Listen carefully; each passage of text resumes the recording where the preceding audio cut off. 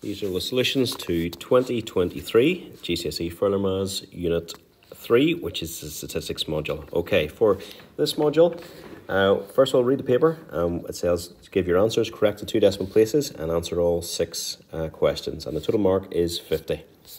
We have a few formulas. You can see we've got formulas for the mean, standard deviation, probability, bivariate analysis, and quadratic equation. Okay, let's get cracking. You've also got your normal distribution tables, your normal probability tables. Let's see.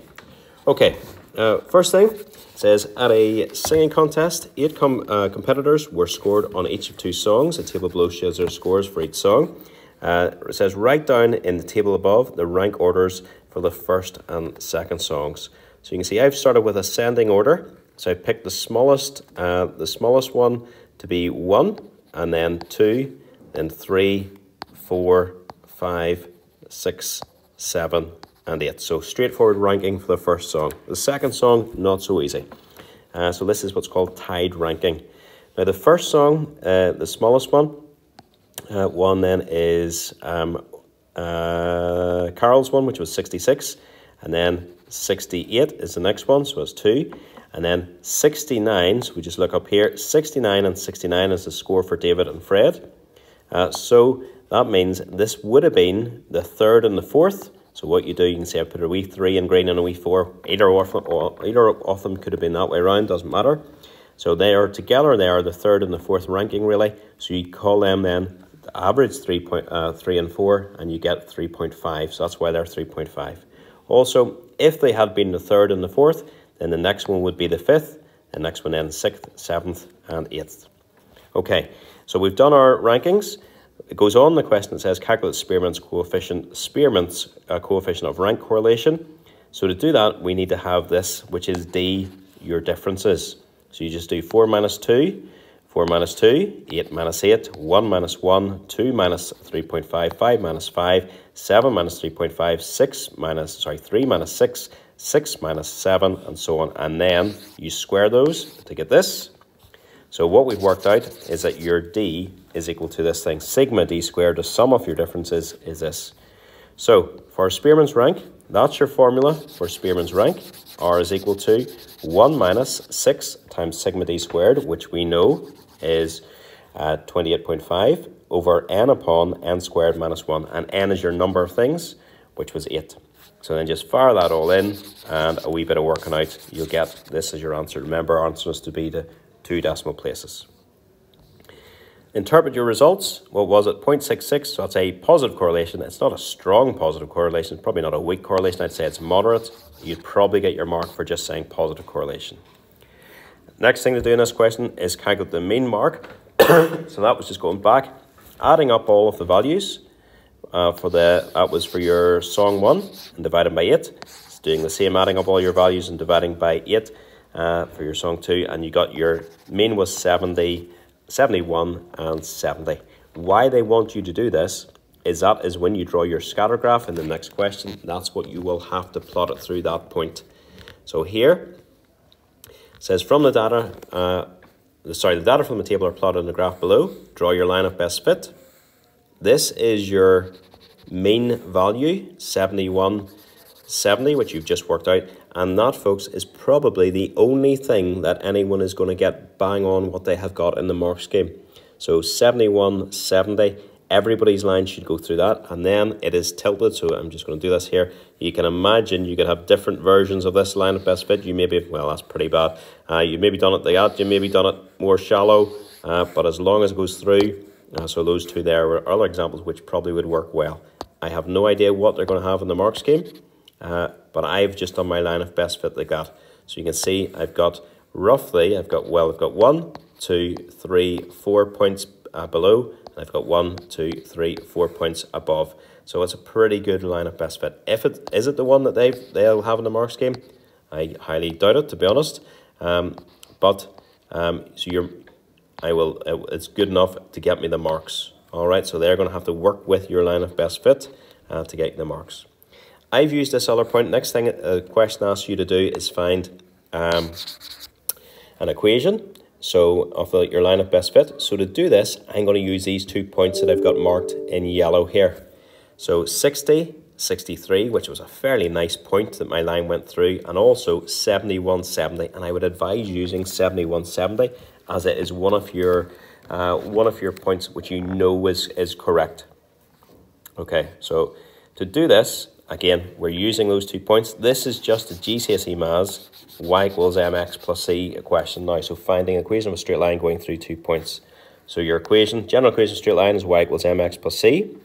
M is your gradient, and it is your vertical change over your horizontal change, or your y difference over your x difference, or you could say y1 minus y2 over x1 minus x2, whatever way you want to say it, same way, whatever way you do it. In this case, I got 7 over 11. That's a perfect answer at the minute. Put that into my equation then. Y is now equal to 7 over 11 times x plus c. And then sub in, and I've subbed in the point which I know is definitely on my line. So 7170. So my y value is 70, my x value is 71. So fire that into this equation. Then rearrange, bring this 7 times 70, 7 over 11 times 71 across to the other side. I got my C, perfect answer, as 24 and 9/11. That's my equation then, y equals mx plus c, and then I just, because they asked at the start of the question, start of the paper to give it the 2 decimal places, that's what I have done for my final answer there. Okay, question 2, only question 2. It says the speed of 10 cars and 4 lorries were recorded in a 30 miles per hour zone on the road. For all 14 vehicles, the mean was 32 miles per hour and the standard deviation was 4. So that's for all 14. The speed of the lorries were 28, 30, 33 and 40. Calculate the mean speed of the cars. Now the cars, there are 10 cars. So the mean for all 4, we are told, is 32. Sorry, the mean for all 14, I'm afraid, the mean for all 14 is 32. The total for all 14 then is 32 times that, which works out to be this. We don't want to find the mean for all 14, we already know it. We want to find the mean for the 10 cars. So the total for the 10 cars is going to be, is going to be that 448 minus one of the speeds for the lorry, another for the lorry speed, another lorry speed, another lorry speed. So we've got rid of all the lorries speeds. So that means the total for the 10 cars is 317, which means the mean for the 10 cars is 317 divided by 10, which is 31.7. Okay, next thing says find the standard deviation of the speed of the cars, speeds of the cars. You're told in the question the standard deviation for everything, for all 14, is 4. And what I'm using here, this formula, is that my standard deviation, I'll write this in again here what this formula is. Standard deviation, this is for a group of things, is sigma x squared plus sigma y squared over n1, that's your first number of things, plus n2, minus, and this, I'll just say this is my overall mean. Okay, so here, n1 is my number of values in the first wee set. This is for combining sets. N2 is the number of values in the second wee set. I've got a video of this somewhere in my GCSE Further Maths playlist. And then here, sigma x is the sum of the values squared, all the values squared, and then added up then for the first set of values, so first set of data, and then sigma y squared means all the values squared and then added up for the second set of data. So we know what the first set of data is for the lorries. They were 28, so that gets squared, 30 gets squared, 33, and 40, it gets squared. And also what we've done here is we brought the square root across, so 4 squared then is now 16. And I've worked out my 32, and my n, was 14. Okay, that's an absolute mess. First thing I'm going to do is bring that 1,024 across. So I'll have then 16 plus 1,024. Tidy up the 28 squared, 30 squared, 33 squared, 40 squared to give you this. And then let's tidy that up again. 16 plus 1,024 becomes 1,040. Now I'm going to do is multiply across by the 14. So 14 times 1,040 is equal to 4373 plus the sigma y squared. Bring the 4373 across. So you do that. 14 times 1,040 minus 4373, that gives me my sigma y squared is equal to 101.87. So what it says here in my terrible scroll, this is for the 10 cars. For the 10 cars then, your standard deviation is equal to sigma y squared, which we've now worked out, divided by 10, minus your mean squared. So that's what your formula is going to be. Sigma y squared, we just worked out this. We've got our 10, and we knew the mean for the 10 cars we'd worked out in the previous part was 31.7, and when I worked that out, my mean for the car, my standard deviation, sorry, for the cars was 3.72, so 3.72 miles per hour. Okay, next question. Be careful on this one. I made a mistake when I read this one. It says, residents in a hotel could book a table for breakfast, lunch, or evening meal. Of the 80 residents on a given day, 12 booked a table for all 3 meals. 46 booked a table for breakfast and evening meal. 25 booked a table for breakfast and lunch. X booked a table for lunch and evening meal only. 65 booked for breakfast. 34 booked for lunch. 57 booked for evening meal. 2 did not book a table for any meal. Okay, so first of all, let's go through. Start with your overlap and work out. So we had 12. That was booked all 3. 46 booked the table for breakfast and evening meal. So then that we can work out is 46 minus the 12, so that's 34. 25 booked the table for breakfast and lunch. So that's 25 minus 12. It says X booked the table for lunch and evening meal only. So that's X. And then 65 booked the table for breakfast.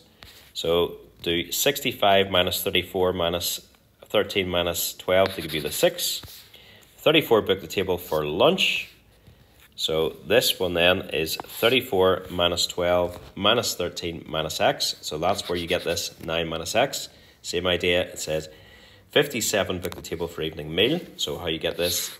57 minus 34 minus 12 minus X is equal to this. And you know there's a wee 2 outside as well.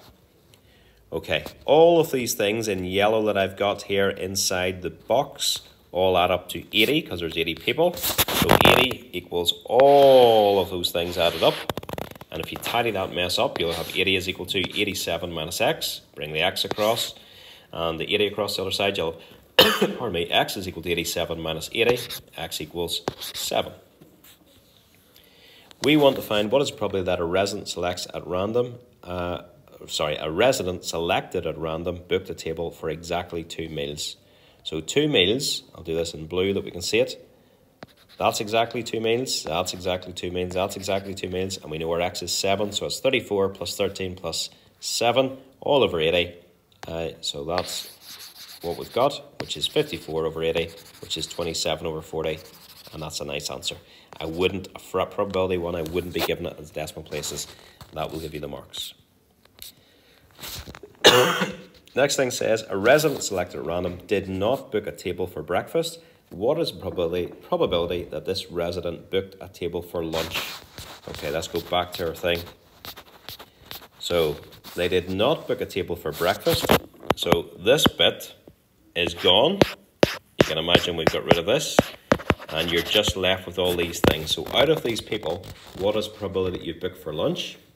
So, the probability you booked for lunch is just going to be this or this divided by all of these things. So this one, this one, this one, and this one.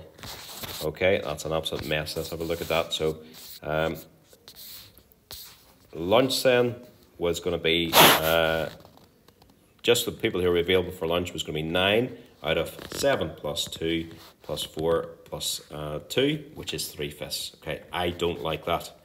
So what I would look at then, I'll look at that slightly differently. So let me get rid of that.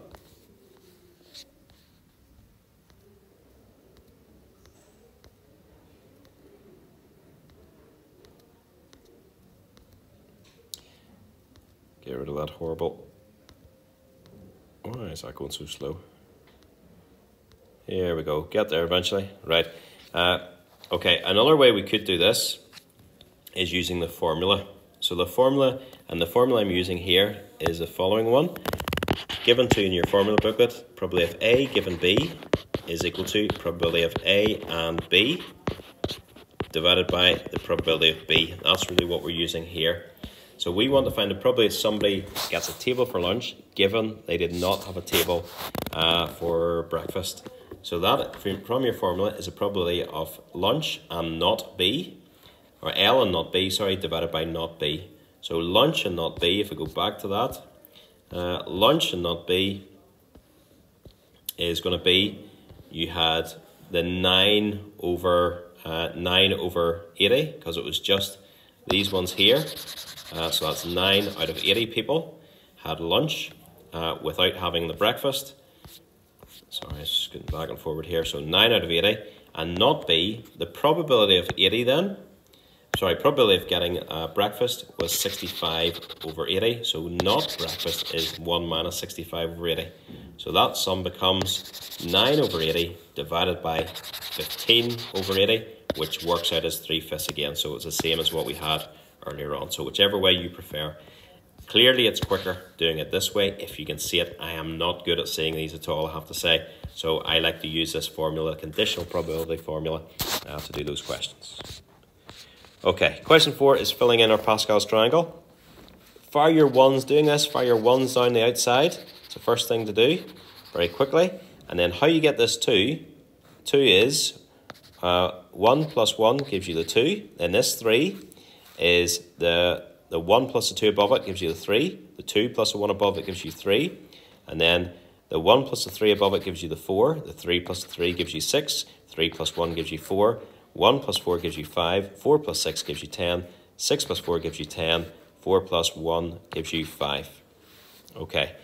From that it says, hence write down the expansion of p plus q to the power 5. So the expansion is going to be, so what this tells you, this line here tells you the coefficients. So you can imagine, I'll do these in red. That's 1, and then you've got your 5, you've got your 10, you've got your 10, you've got your 5, you've got your 1. Let's get rid of those. But that's where they come from.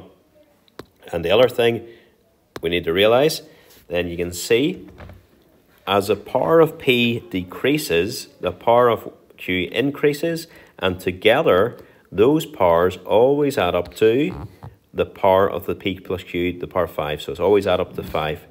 So first of all, you get your coefficients from this line here is where you get your coefficients, and then your power of p plus your power of q always add up to 5. So that's what you have. Okay, biased die is such that the probability of scoring a 6 with each throw is 0.2. Die is thrown 5 times and the scores are recorded. Find the probability that the score is a 6 on exactly 2 throws. So you know first of all, probability of success is 0.2, probability of failure is 0.4, and you want to find the probability of getting exactly 2.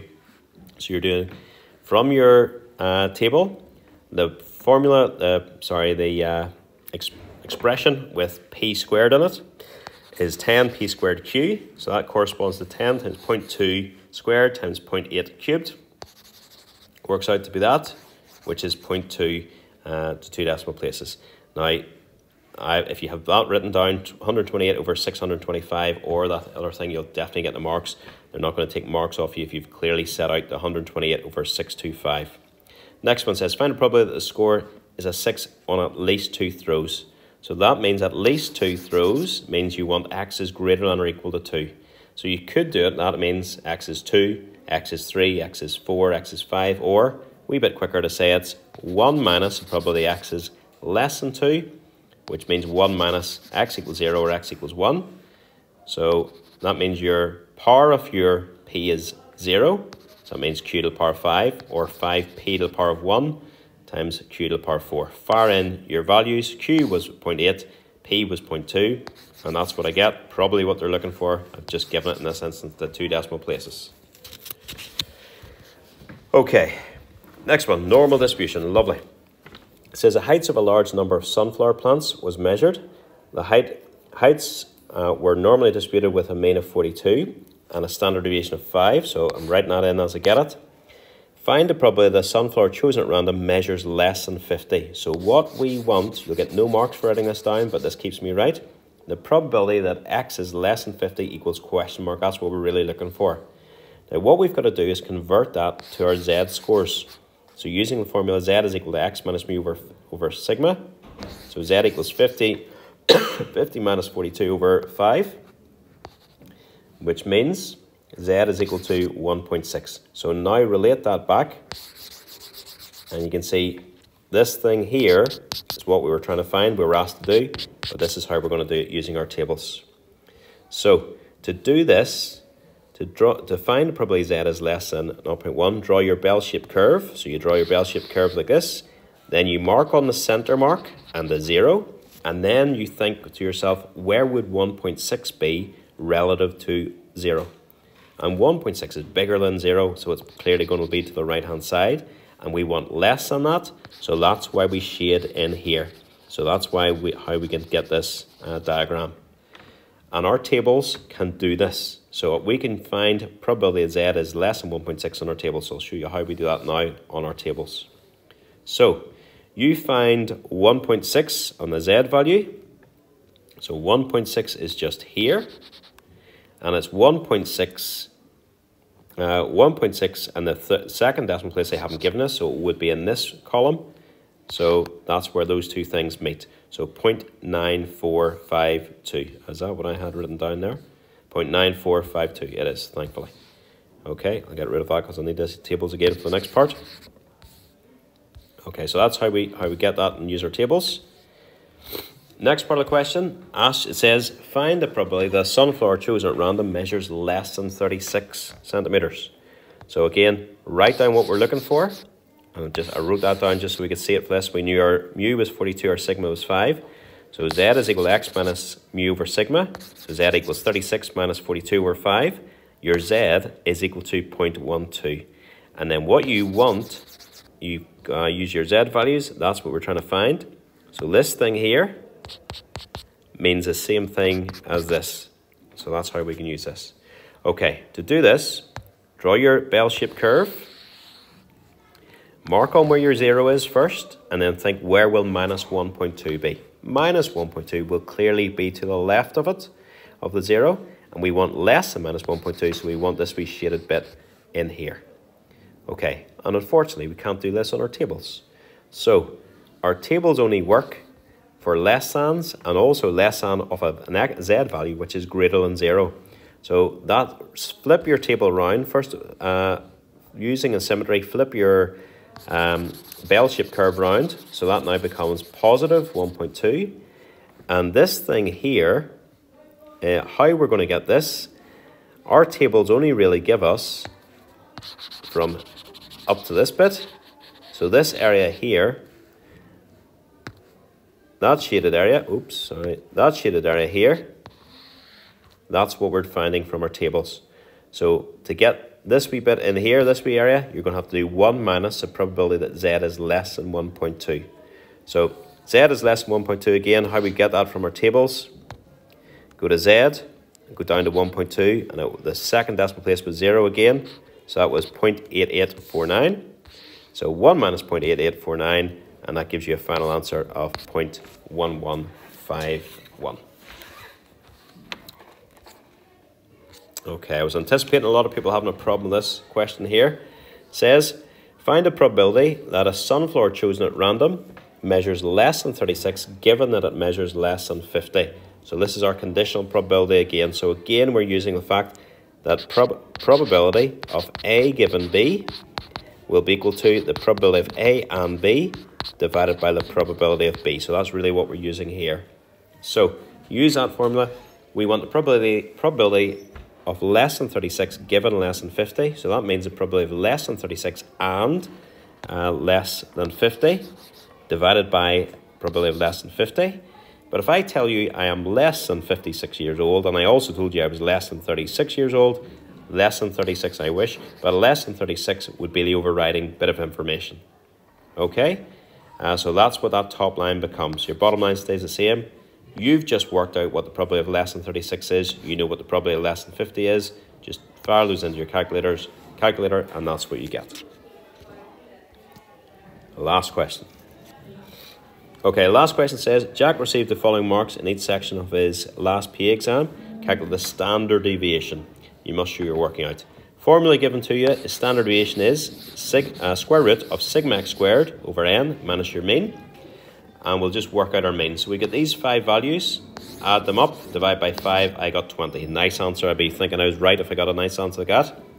My standard deviation then, sigma x squared, so 29 squared, 23 squared, 11 squared, 17 squared, 20 squared, all divided by 5, minus your mean squared, and then you square root that whole thing as well. Gets me a very nice answer of 6.